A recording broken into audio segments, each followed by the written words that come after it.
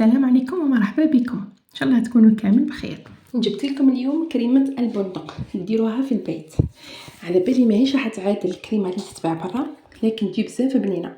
جبتها لكم باش ديروها في حلوياتكم تاع العيد، تحشيو بها الكاطوات تاعكم.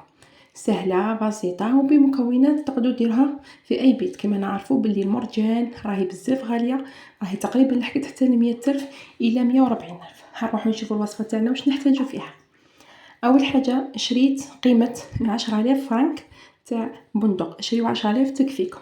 نحطوها في ريسيبيون ونروح نكبوا عليها ماء يكون سخون يغلي. هنايا درنا الماء باه نقشروه بسهوله. نخليو هذاك الماء يطفى شوي ونبداو نقشروا البندق تاعنا. كي نقشروه ونخلصوه نشفوه ونخليوه ينشف ومن بعد نحمصوه. ساهل ماهل. دوكا نروحوا نشوفوا المكونات الاخرى واش نحتاجو. هنا نحتاج 125 غرام شوكولاته بيضاء. اللي ما عندهاش الميزان باش توزن واش تحكم دير تروح تشري لا باتا غلاسي تاع التاج. هنايا راهم مدارينكم كل قطعه فيها 50 غرام، يعني كل قطعه تعادل 50 غرام.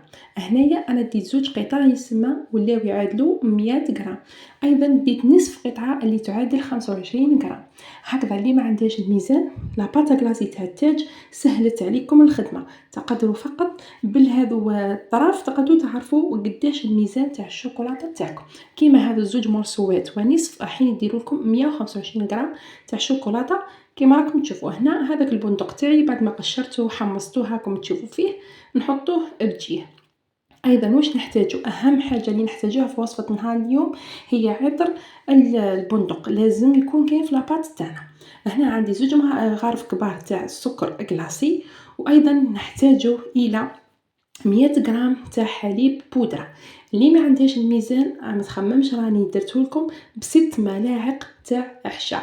تكون بومبي 6 ملاعق حليب بودره بومبي تاع العشاء. هاي المغرفه راني نعتها لكم، ابسط من هكذا ما كانش. ايضا نحتاجو زوج مغارف كبار تاع لا مارغرين اللي تكون بدرجه حراره المطبخ. هنايا في حمام مائي نحط المارغرين تاعي مع الشوكولا ونخليوها تذوب. تحبوا في حمام مائي، تحبوا في الميكرووند، تحبوا في الفول، كيما حبيتوا، المهم يذوبوا مع بعضهم. هنخليهم يذوبوا ونروحوا نكملوا الوصفه تاعنا. هنايا في روبو واش نحتاجو. من الروبو لازم نخدموا في الروبو. هي من الاحسن انه البندق تاعكم ترحيوه وحده حتى يولي ناعم جدا، لكن انا فضلت اني نرحيه مع الحوايج باه يبقى لي فيه قليل من الكتل ونحسوا بهم من بعد كي نحشيو الكاطوات تاعنا. هنا نحط البندق ونروح نحط عليه هذاك الحليب تاع البودره. هنايا نزيد عليه زوج مغارف كبار تاع السكر. هنايا السكر تقدروا تستغنيو عليه، لكن انا نهار جربتها بلا سكر جاتني شويه مره. من الاحسن ديروا زوج مغارف كبار تاع السكر. بالنسبه هنا لعطر البندق، انا زوج تاعي كي جابوني هنا كنت حاطته عطر البيستاش، لكن هو عطر البندق ما فهمتش ليه اللون تاعو اخضر. هنا درت قليل من عطر البندق. ولازم في الوصفه هذه عطر البندق باه يكثر لكم ريحه الزبده ويكثر لكم ريحه حليب البودره. اذا ما درتوش عطر البندق ما راهيش راح تروح لكم ريحه الزبده وريحه الحليب.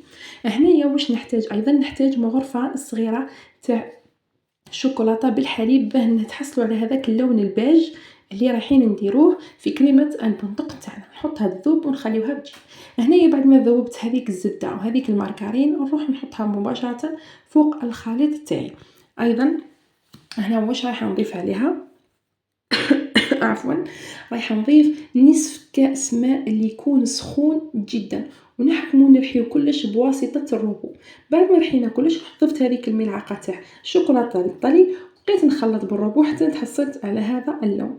هنايا واش ندير، نروح نحطها في طبسي ولا في ريسيبيون ونحطها في الثلاجه نخليها تحكم روحها. الزبده راح تحكم روحها والشوكولاته راح تحكم روحها، ورايحين تحصلوا على اروع كريمه اللي رايحين تحشيو بها الكاطوات تاعكم. هكذا احسن من انكم تشريوها من برا. انا ما نقولكمش رايحه تعادل المرجان احسن منها ب1000 مره، لكن هنايا نقصت على البنات اللي ما يقدروش يشريوا المرجان واللي يحبوا حاجات اقتصاديه. في الاخير وصفه تاعنا ها هي امامكم. نتمنى ان شاء الله تعجبكم وتنال رضاكم. نقولكم ديروا لي جيم وتعليق شباب في الفيديو وطلعوا لي الفيديو لاقصى درجه ممكن باه يشوفوه كامل احبابكم واصدقائكم. في الاخير نقولكم دمتم في رعايه الله وحفظه. واذا كنتوا تشوفوا في هذا الفيديو في السحور او في الفطور نقولكم صحه فطوركم وصحه سحوركم والسلام.